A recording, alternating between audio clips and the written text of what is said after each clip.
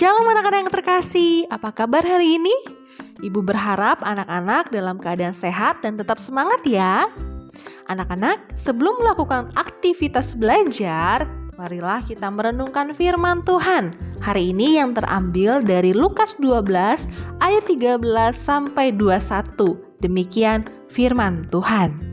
Seorang dari orang banyak itu berkata kepada Yesus, "Guru, katakanlah kepada saudaraku supaya ia berbagi warisan dengan aku." Tetapi Yesus berkata kepadanya, "Saudara, siapakah yang telah mengangkat aku menjadi hakim atau pengantara atas kamu?" Katanya lagi kepada mereka, "Berjaga-jagalah dan waspadalah terhadap segala ketamakan, sebab walaupun seorang berlimpah-limpah hartanya, hidupnya tidaklah tergantung daripada kekayaannya itu." Kemudian ia mengatakan kepada mereka suatu perumpamaan, katanya, "Ada seorang kaya, tanahnya berlimpah-limpah hasilnya.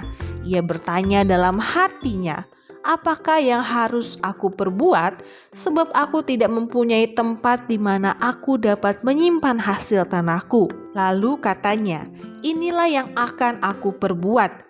Aku akan merombak lumbung-lumbungku dan aku akan mendirikan yang lebih besar dan aku akan menyimpan di dalamnya segala gandum dan barang-barangku. Sesudah itu aku akan berkata kepada jiwaku, jiwaku, ada padamu banyak barang, tertimbun untuk bertahun-tahun lamanya. Beristirahatlah, makanlah, minumlah, dan bersenang-senanglah." Tetapi firman Allah kepadanya, "Hai engkau orang bodoh, pada malam ini juga jiwamu akan diambil daripadamu. Dan apa yang telah kau sediakan, untuk siapakah itu nanti? Demikianlah jadinya dengan orang yang mengumpulkan harta bagi dirinya sendiri, jikalau ia tidak kaya di hadapan Allah." Anak-anak, tahukah kalian ada seorang pembisnis terkenal bernama John Davidson Rockefeller? Ia memiliki perusahaan minyak yang bernama Standard Oil. Dan ia merupakan miliarder pertama dalam sejarah dunia dan dianggap sebagai orang terkaya dalam sejarah Amerika. Suatu hari, ia diwawancarai oleh reporter televisi. Reporter itu lalu bertanya, "Berapa banyak lagi harta yang Anda rasa cukup?" Karena ini sudah menjadi miliarder pada masa itu. Jones menjawab, "Sedikit lagi." Anak-anak, dari jawaban ini kita dapat melihat bahwa walaupun seseorang sudah memiliki banyak harta kekayaan, tetap saja tidak ada kata cukup atau tidak merasa cukup baginya. Dari perumpamaan yang kita baca tadi, Tuhan Yesus mengisahkan juga tentang seorang kaya yang menjawab permohonan dari seseorang yang meminta pada Tuhan untuk menyelesaikan perkara warisan dengan saudaranya, karena saudaranya tidak mau membagi warisan. Orang tersebut datang dengan tujuan hendak mengumpulkan harta di dunia. Melalui kejadian itu, Tuhan Yesus mau memberikan pemahaman yang benar agar manusia jangan hanya mengumpulkan harta duniawi yang sementara, melainkan setiap orang percaya harus mengutamakan mengumpulkan harta di sorga yang tidak dimakan ngengat atau tidak akan habis. Anak-anak, keinginan mengumpulkan harta di dunia yang sebanyak-banyaknya didasari oleh ketamakan ini adalah hal yang jahat di mata Tuhan. Oleh karena itu, Tuhan Yesus mengajarkan dua hal dari perumpamaan ini, yaitu agar anak-anak Tuhan, pertama, berjaga-jagalah dan waspadalah terhadap segala ketamakan. Dalam Lukas 12 ayat 15 berkata, katanya lagi kepada mereka, "Berjaga-jagalah dan waspadalah terhadap segala ketamakan. Sebab walaupun seorang berlimpah-limpah hartanya, hidupnya tidaklah tergantung daripada kekayaan itu." Anak-anak, sebagai anak Tuhan, kita diminta untuk tetap berjaga-jaga dan tetap berwaspada terhadap ketamakan.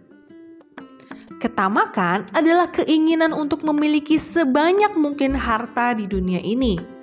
Padahal hidup kita bukan hanya bergantung pada harta yang ada di dunia ini.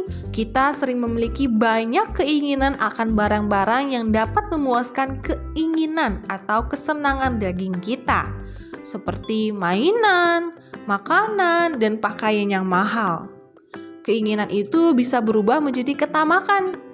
Jika kita menjadi kecewa dan sedih jika kita tidak mendapatkannya, sehingga memaksakan kita melakukan apa saja untuk mendapatkan banyak harta agar bisa memenuhi keinginan tersebut. Anak-anak, ingatlah dan berjaga-jagalah dan tetap waspada supaya kita tidak tergoda untuk hidup dalam ketamakan yang mendukung gaya hidup yang boros yang suka menghamburkan uang yang kita terima. Seharusnya kita bisa mencukupkan diri dengan berkat yang Tuhan sudah berikan dan memanfaatkan berkat itu dengan baik untuk menjadi saluran berkat bagi orang lain. Kedua, kekayaan berasal dari Tuhan dan milik Tuhan. Anak-anak, Tuhan mempercayakan harta di dunia ini untuk kita terima. Sifatnya hanya sementara, dan berkat atau kekayaan itu adalah milik Tuhan. Jadi, jika harta dunia menjadi alasan utama untuk bahagia, maka ini adalah hal yang salah. Orang yang tamak akan menggantungkan hidup dan kesenangannya pada materi atau harta sementara. Tuhan Yesus tidak mengajarkan bahwa kita tidak perlu harta. Namun Tuhan Yesus mau kita belajar menggunakan harta dengan benar supaya kita kaya di hadapan Tuhan. Sebab harta kekayaan yang kita miliki itu adalah titipan Tuhan yang harus dipergunakan untuk memuliakan nama Tuhan. Anak-anak, dalam perumpamaan ini kita belajar bahwa orang kaya yang bodoh ini sebenarnya secara dunia adalah orang yang bijaksana karena pandai dalam mencari, mengatur, dan mengelola kekayaannya. Tetapi menjadi bodoh karena lupa kepada Tuhan atau lupa mengumpulkan harta di sorga.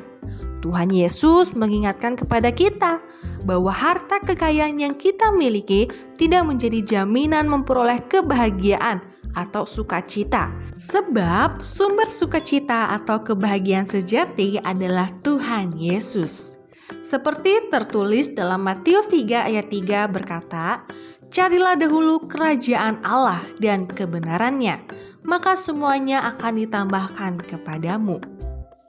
Tuhan mau kita mengutamakan Tuhan lebih dari apapun.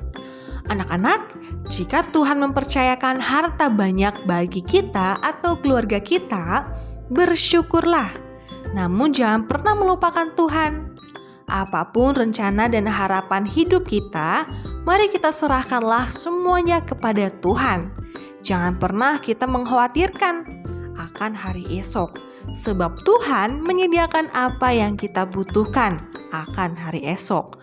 Tetapi biarlah hatimu dipimpin dan dikuasai Tuhan menjadi orang yang bermurah hati, memberikan hidup dan apapun yang ada pada kita menjadi kemuliaan Tuhan. Amin.